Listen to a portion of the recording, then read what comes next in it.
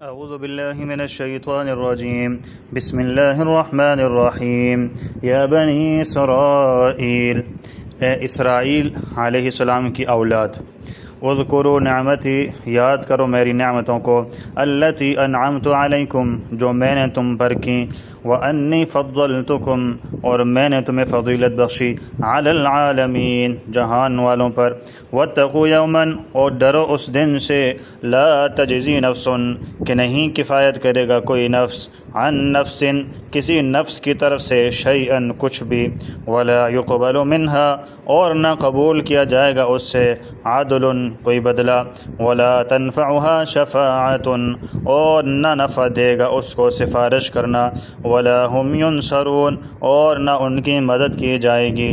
وَإِذِ ابْتَلَىٰ إِبْرَاهِيمَ، اور جب آزمایا ابراہیم علیہ السلام کو، ربہ، اس کے رب نے، بکلمات، چند باتوں کے ساتھ، فَأَتَمَّهُنَّ، پس انہوں نے ان باتوں کو پورا کر دیا، قال، اللہ تعالیٰ نے فرمایا، انی جاعلک، بے شک میں بنانے والا ہوں آپ کو، للناس اماما، لوگوں کے لیے پیشوا، قال ابراہیم علیہ السلام نے کہا، ومن ذریتی، اور میری اولاد میں سے بھی، قال لا ینال عہد الظالمین، اللہ تعالیٰ نے فرمایا نہیں پہنچے گا میرا عہد ظالموں کو۔ وَإِذْ جَعَلْنَا الْبَيْتَ، اور جب بنایا ہم نے بیت اللہ کو، مَثَابَةً لِلنَّاسِ، لوٹنے کی جگہ، لوگوں کے لیے لوٹنے کی جگہ، بیت اللہ لوٹنے کی جگہ ہے، ہر بندہ وہاں جاتا ہے، وَأَمْنًا، اور امن کی جگہ، وَاتَّخِذُوا مِن مَّقَامِ إِبْرَاهِيمَ مُصَلًّى، اور بناؤ تم ابراہیم علیہ السلام کے کھڑے ہونے کی جگہ کو نماز کی جگہ، وَعَهِدْنَا، اور ہم نے تاکید کی، إِلَىٰ إِبْرَاهِيمَ وَإِسْمَاعِيلَ، ابراہیم اور اسماعیل علیہم السلام کو، أَن طَهِّرَا بَيْتِيَ، کہ پاک رکھو تم دونوں میرے گھر کو، کن لوگوں کے لیے، للطائفین، طواف کرنے والوں کے لیے، اور والعاکفین، اعتکاف بیٹھنے والوں کے لیے، والرکع السجود، اور رکوع اور سجدہ کرنے والوں کے لیے۔ بنی اسرائیل، صدق اللہ العظیم۔ بنی اسرائیل کون تھے؟ اسرائیل، یہ پہلے ساری تفصیل گزر چکی ہے کہ حضرت یعقوب علیہ السلام کا لقب تھا، یہ نام عبداللہ بنتا ہے، یا بنی اسرائیل، یعقوب کی اولاد، حضرت یعقوب علیہ السلام کی اولاد۔ حضرت یعقوب علیہ السلام کے کتنے بیٹے تھے؟ 12 بیٹے تھے، اور ان کی بیٹی کوئی بھی نہیں تھی۔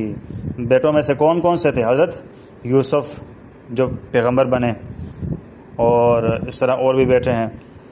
اچھا، ہر بیٹے کی آگے نسل بھی چلی، اور ایک خاندان بڑا، اور اپنے باپ کی طرف نسبت سے مشہور ہوا وہ خاندان۔ کوئی یوسفی کہلاتا ہے، جو کوئی بنیامینی کہلاتا ہے، کوئی روبینی کہلاتا ہے، کوئی یہودی کہلائے، مختلف قسم کے۔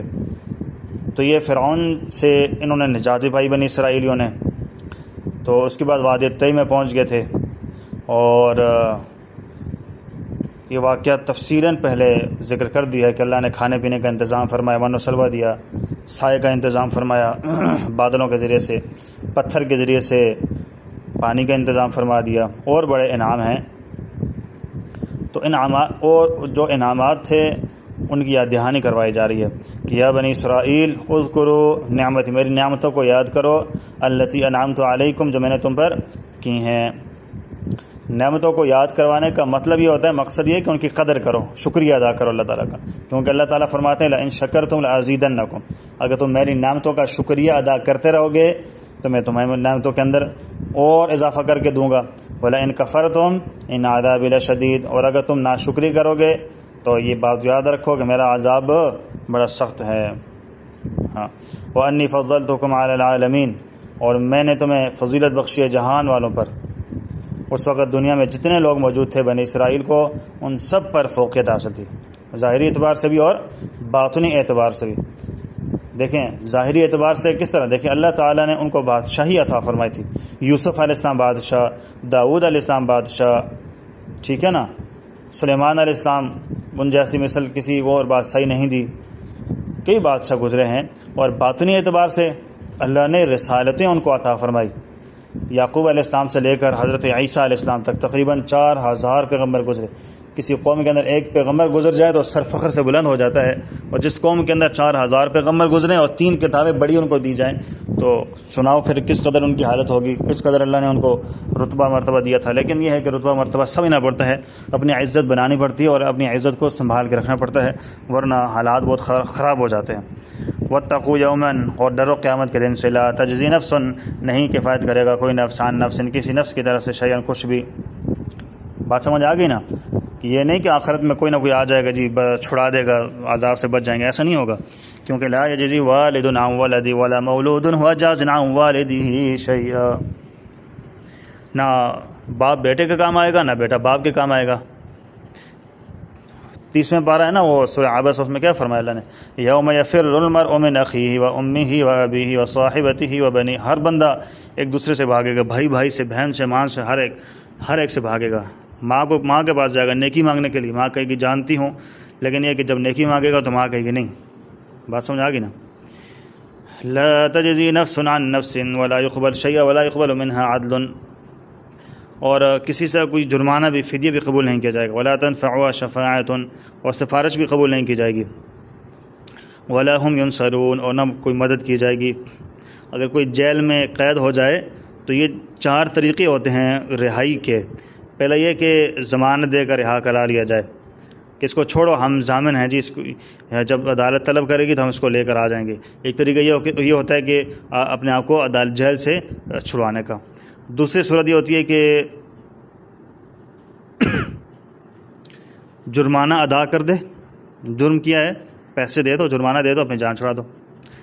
تیسری صورت یہ ہوتی ہے کہ کوئی با اثر آدمی ہے، کوئی بڑا آدمی سفارش کرے گا تو ممکن ہے سفارش سے بندہ چھوٹ جائے۔ اور چوتھی صورت یہ ہوتی ہے کہ حملہ کرے زبردستی، بہت سارے لوگ اکٹھے ہو کر حملہ کر دیں اور اس کو چھڑا کر لے جائیں۔ تو 4 صورتیں ہوتی ہیں رہائی کی، لیکن آخرت میں ان میں سے کوئی ایک بھی کارگر نہیں ہوگی۔ اللہ نے سب کا ایک الگ الگ حکم بیان کر دیا کہ ان میں سے کوئی ایک چیز بھی آپ کے حق میں نہیں چلے گی۔ وَإِذِ ابْتَلَىٰ إِبْرَاهِيمَ رَبُّهُ، اور جب اب ابراہیم علیہ السلام کو اس کے رب نے آزمایا، بِكَلِمَاتٍ، چند کلمات، چند باتوں کے ذریعے، چند کاموں کے ساتھ، فَأَتَمَّهُنَّ، ابراہیم علیہ السلام ان باتوں پر پورا اترے۔ تو یہاں پر یہ اشکال ہوتا ہے کہ امتحان تو وہ شخص لیتا ہے جس سے کسی کی قابلیت کا علم نہ ہو، اللہ تعالیٰ امتحان کیوں لے رہا ہے؟ اللہ تعالیٰ تو کیوں اس کی قابلیت کا علم نہیں ہے؟ اس کا جواب دیا کہ امتحان 2 وجہ سے ہوتا ہے۔ ایک وجہ سے اس وجہ سے ہوتا ہے کہ کسی کی قابلیت معلوم کرنے کے لیے کہ بندہ کتنا قابل ہے، کتنا قابل نہیں ہے، کتابیں پڑھائی ہیں، اس کو یاد ہیں نہیں یاد ہیں، اس وجہ سے امتحان ہوتا ہے۔ اور دوسری وجہ یہ ہوتی ہے کہ تاکہ دوسرے لوگوں کو دکھایا جائے، مجھے تو معلوم ہے، ٹھیک ہے، مجھے تو معلوم ہے کہ بڑا قابل آدمی ہے، لیکن دوسرے لوگوں کو اس کی قابلیت کا علم نہیں ہوتا، دوسرے لوگوں کو دکھانے کے لیے کہ آپ لوگ بھی دیکھ لو کہ بندہ کتنا قابل ہے۔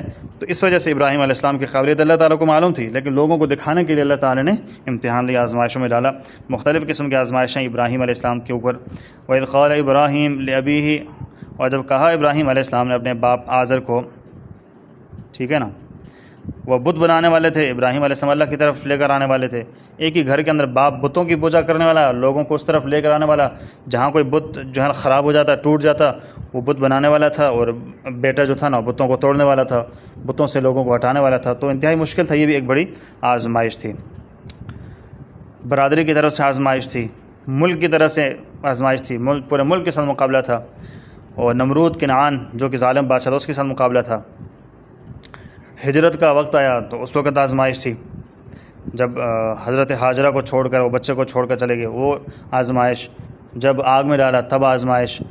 تو جب راستے میں چلے ایک جگہ پر، وہ ظالم بادشاہ جو پکڑ کر عورتوں کے ساتھ نعوذ باللہ زیادتی کر لیتا تھا، اس وقت جو آزمائش آئی ابراہیم علیہ السلام اور ان کی بیوی کے اوپر، تو یہ آزمائشیں ان کے اوپر مختلف طرح سے مختلف وقتوں کے اندر آتی رہیں۔